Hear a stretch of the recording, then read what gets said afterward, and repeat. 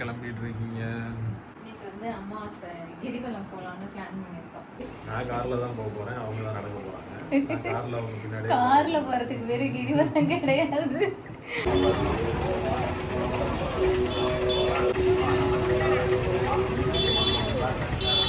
இது ஒரு 11 மணிக்குள்ளே முடிச்சிருவோம்னு நினைக்கிறேன். கால் வலியெல்லாம் முடியலங்க. நைட் நாங்கள் வரதுக்கே 2 மணி ஆயிடுச்சு. ஜாயின்ட் ஃபேமிலியில் இருக்கிறவங்களுக்கு இது புரியும்னு நினைக்கிறேன். நம்ம எது நினைச்சாலும் நம்ம உடனே செய்ய முடியாது. பூசாணி ஒடியன்னா என்னம்மா பூசாணி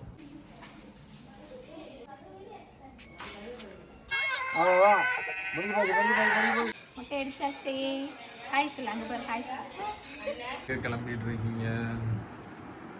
நானா இன்னைக்கு வந்து அமாவாசை கிரிவலம் போகலான்னு பிளான் பண்ணியிருக்கோம். லாஸ்ட் டைம் ஒரு தடவை நாங்கள் கிரிவலம் போனோம்.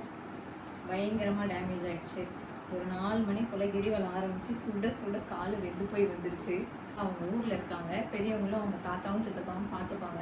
ஸோ இன்னைக்கு ஃப்ரீயாக இருக்கிறதுனால இன்னைக்கு கிரிவலம் போயிட்டு வரலாம்னு சொல்லி கிளம்பிட்டு இருக்கோம். அவ்வளோதான், கிளம்பியாச்சு. நான் காரில் தான் போக போகிறேன், அவங்க தான் நடக்க போகிறாங்க. காரில் அவங்க பின்னாடி. காரில் போகிறதுக்கு பேர் கிரிவலம் கிடையாது. எனக்கு அடிக்கடி நடந்து பழக்கம், அதனால பிரச்சனை இல்லை. சார் தான் வந்து லாஸ்ட் டைம் கால் ரொம்ப டேமேஜ் ஆகிடுச்சு, அதனால ரொம்ப மனசு கஷ்டமாக இருந்தது. அதனால் இந்த தடவை அவர் செப்பல் போட்டு நடக்க போகிறேன், நான் வெறுமனே நடந்து போக போகிறேன். நீங்கள் இது மாதிரி கிரிவலம் போயிருக்கீங்களான்னு சொல்லி எனக்கு மறக்காமல் ஷேர் பண்ணுங்கள். பாய் சொல்லு. பாய். திருவண்ணாமலை ரீச் ஆகிட்டோம். போகிறதுக்கு முன்னாடி கொஞ்சம் ஃப்ரெஷ்அப் ஆகிட்டு போகலாம், கொஞ்சம் டீ குடிச்சு ஃப்ரெஷ்அப் ஆகிட்டு போகலான்னு சொல்லி சைடில் ஒரு கடையில் ஸ்டாப் பண்ணியிருந்தோம். உங்களுக்கு வந்து இந்த டீ அடிக்ஷன் இருக்கான்னு சொல்லுங்கள். நமக்கெல்லாம் எவ்வளோ தான் வெயில் மண்டையை போலனாலும் டீ உள்ளே போயே ஆகணும். அந்த அளவுக்கு அடிக்டட் நம்மலாம். நீங்கள் எப்படின்னு சொல்லுங்கள். இதன் தீபம் ஏற்றுறதுதான்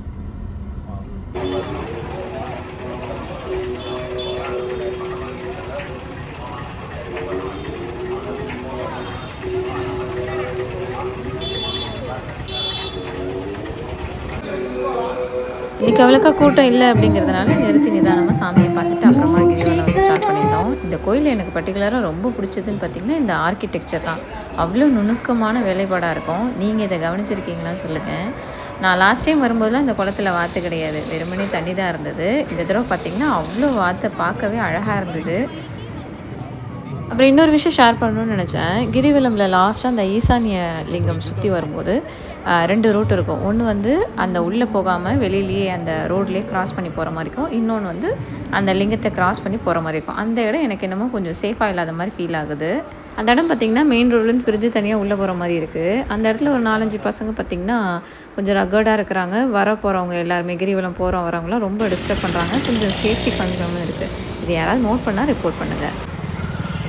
டைம் பார்த்திங்கன்னா 10. சக்ஸஸ்ஃபுல்லாக குபேரலிங்கம் வரைக்கும் நடந்து வந்துட்டோம். இன்னும் ஒரு 4 கிலோமீட்டர் இருக்குது. இது ஒரு 11 மணிக்குள்ளே முடிச்சிருவோம்னு நினைக்கிறேன். கால் வலியெல்லாம் முடியலங்க. நேராலாம் நடக்கலை, நோண்டி நடக்கிற மாதிரி தான் இருக்குது. முடிச்சிருவோம்.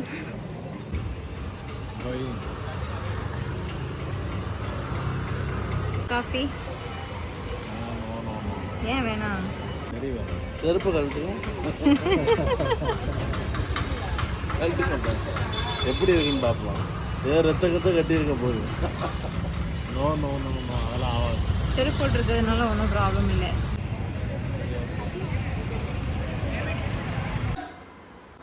நைட் நாங்கள் வரதுக்கே 2 மணி ஆயிடுச்சு. இந்த தடவை ஒன்றும் ப்ராப்ளம் இல்லை, எங்களுக்கு ஒன்றும் பெருசாக தெரிஞ்சுக்கல. லாஸ்ட் டைம் என்ன தப்பாயிடுச்சுன்னா, சின்னவங்க வீட்டில் இருக்காங்க, தனியாக இருக்காங்க, ரொம்ப நேரம் இருக்க மாட்டாங்கன்னு சொல்லிட்டு 4 மணிக்கெலாம் இறங்கி நடக்க ஆரம்பிச்சோம். ஸ்பீக் சம்மர் டைமில் ஏப்ரல் மந்த் தான். அதுவும் பயங்கர சூடு. இப்போ கொப்பளிச்சிருச்சாங்க அந்த ஸ்பாட்லேயே. வந்து அந்த முதல் லிங்கம் போனால் பாருங்க, அந்த இடம் போகிறதுக்கு காலெலாம் நல்லா கொப்பளிச்சிச்சுன்னா தார் ரோடுக்கு அதுக்கும் பயங்கர சூடு. சரி சாலும் பரவாயில்ல இருந்துட்டு அப்போ போயாச்சு. இந்த தடவைலாம் அந்த ப்ராப்ளம் இல்லை. நாங்கள் இங்கேருந்து ஒரு 3 மணிக்கு மேலே கிளம்பியிருந்தோம். போன உடனே சாமி தரிசனம் கோயிலுக்குள்ளே போனோம். கோயிலுக்குள்ளே போயிட்டு சாமி தரிசனம் எல்லாம் முடிச்சுட்டு இன்றைக்கி அவ்வளோக்கா கூட்டம் இல்லை. பௌர்ணமின்னா நிறைய கூட்டம் இருக்கும். அமாவாசை அப்படிங்கிறதுனால பெருசாக கூட்டம் இல்லைனால சீக்கிரமாக சாமி பார்க்க முடியுது. சாமியை பார்த்துட்டு வெளில வந்து கிரிவலம் ஆரம்பிக்கிறதுக்கு ஒரு 6:45-7 o'clock ஆயிடுச்சு.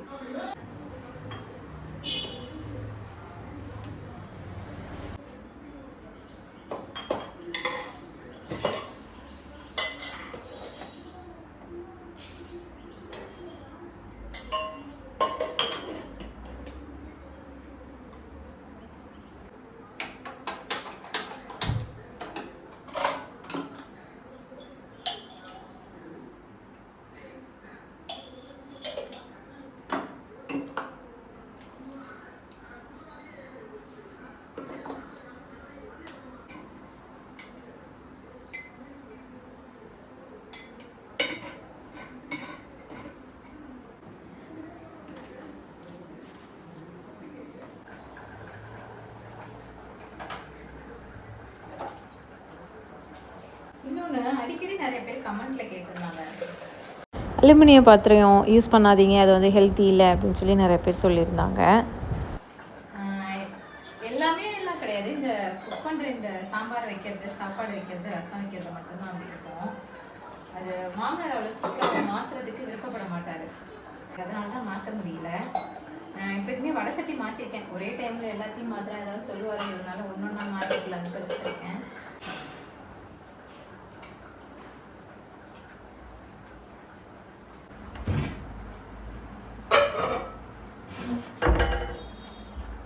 ஜாயின்ட் ஃபேமிலியில் இருக்கிறவங்களுக்கு இது புரியும்னு நினைக்கிறேன். நம்ம எது நினைச்சாலும் நம்ம உடனே செய்ய முடியாது. எல்லாரோட அப்ரூவலும் நமக்கு தேவைப்படும். கூடிய சீக்கிரம் இன்னும் அந்த பாத்திரமும் இதுவும் மட்டும்தான் இருக்குது, அதுவும் மாற்றிட்டேன்னா சரியாக போயிடும்.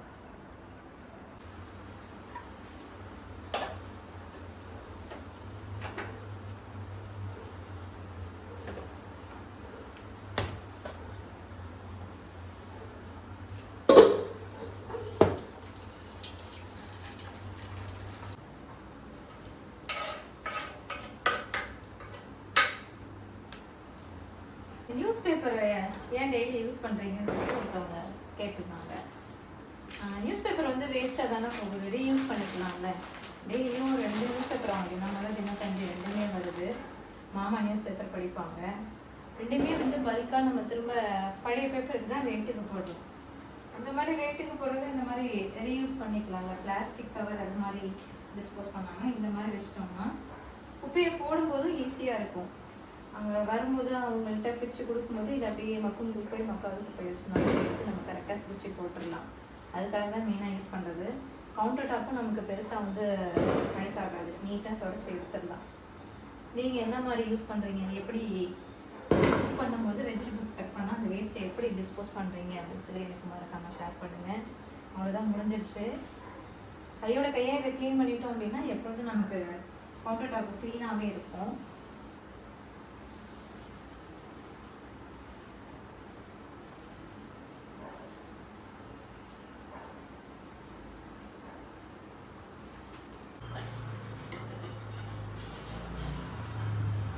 துணி கொஞ்சம் இருந்தது, அதை அப்படியே மிஷினில் போட்டுட்டு சாப்பிட்டு கொஞ்ச நேரம் ரெஸ்ட் எடுத்தோம் அப்படின்னா ஈவினிங் போல் அப்படியே எழுந்திரிச்சு வீடு தொடச்சிட்டு, ஏன்னா நாளைக்கு வந்து குலதெய்வம் கோயிலுக்கு போய் பாப்பாவுக்கு அவருக்கெல்லாம் மொட்டை போடுறதா வந்து பிளான் பண்ணியிருந்தோம். ஸோ ஈவினிங் அந்த வேலையை முடிச்சதுக்கப்புறம் ஃப்ரெஷ்அப் ஆகிட்டு மொட்டை அடிக்கிறதுக்கு பாப்பாவுக்கு தேவையான புது ட்ரெஸ்ஸு, அவருக்கு ட்ரெஸ்ஸு வாங்கிட்டு அப்புறம் வந்துடலான்னு சொல்லி பிளான் பண்ணியிருந்தோம்.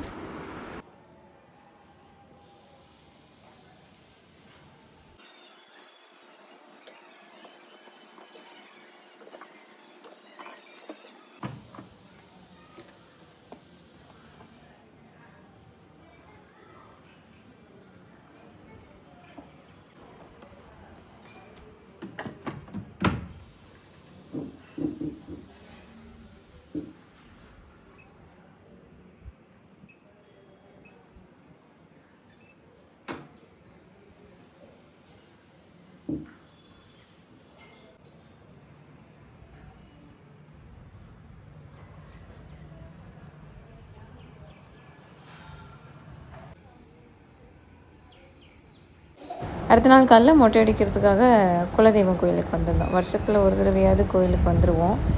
இந்த வருஷம் வந்து பாப்பாவுக்கு அவங்க அப்பாவுக்கு எல்லாம் மொட்டை அடிக்கிறோம்.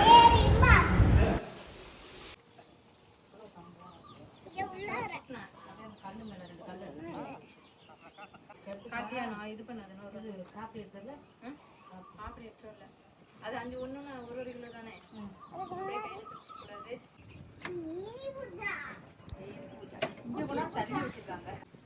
என்ன சார் இன்னைக்கு வேட்டி சட்டையில் இருக்கிறீங்க? நீங்களுமா? எல்லாத்துக்கும் மொட்டை.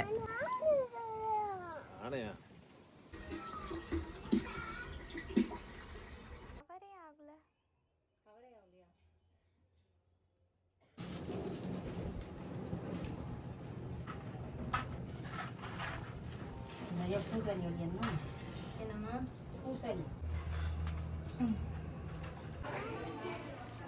மாங்காய் இருக்கு பாரு. மாங்காய்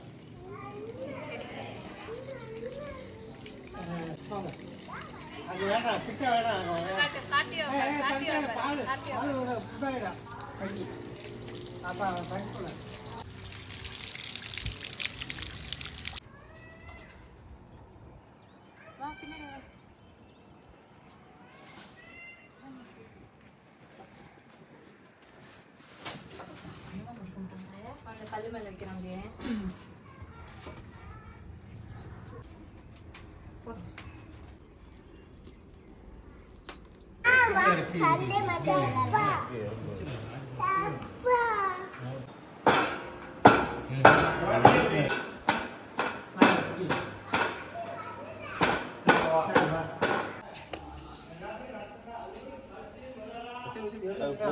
ஆயாக்கு வேற ஏதாவது வேணுமா கேட்டியா?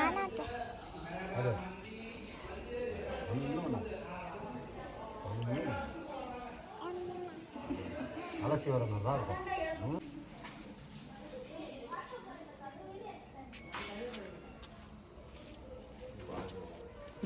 இங்க வா இங்க வா. என்ன பாக்குறீங்க சிரோ? என்னடா ஆட்ட விட. என்னது தலையா என்ன பண்றாங்க?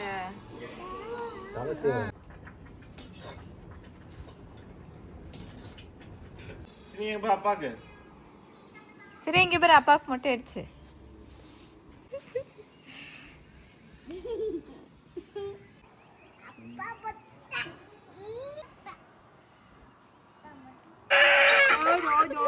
மாஷா மாஷா பேர் மாஷா மாஷா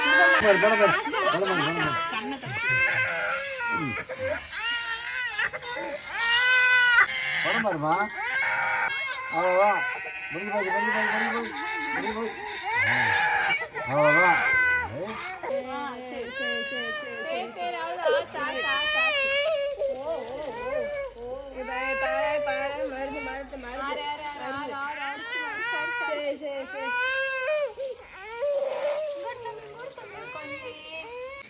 முட்டை அடிச்சாச்சு. ஹாய் சொல்லு, அங்கே பாரு ஹாய் சொல்லு.